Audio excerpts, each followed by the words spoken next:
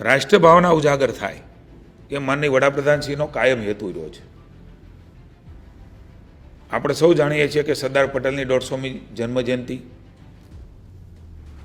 બંધારણ અંગીકરણના 75 વર્ષ, આ પહેલાં ડૉક્ટર બાબા સાહેબની એક વિશેષ જન્મજયંતિની ઉજવણી,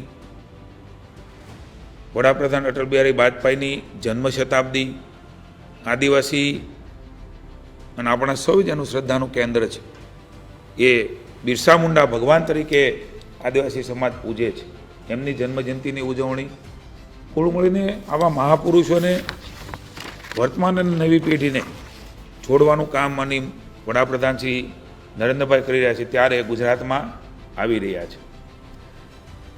મોદી સાહેબ છેવાડાના વંચિત અને આદિજાતિઓના મુખ્ય પ્રવાહમાં લાવવા માટે સદૈવ મુખ્યમંત્રી હતા ત્યારથી પ્રયત્નશીલ રહ્યા છે।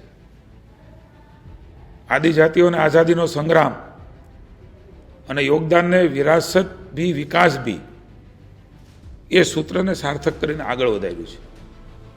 માનનીય મોદી સાહેબ 15 નવેમ્બરે આ ગૌરવ દિવસ તરીકે ઉજવી રહ્યા છે ત્યારે બિરસા મુંડાની 150મી જન્મજયંતિ જનજાતિ ગૌરવ વર્ષની ભવ્ય ઉજવણી એમની પ્રેરણાથી થવાની છે। આ જ રીતે 1 થી 15 આપ સૌ જાણો છો કે એક યાત્રા એ મુખ્યમંત્રી ભૂપેન્દ્રના માર્ગદર્શન નીચે પણ એ અત્યારે ચાલી રહી છે।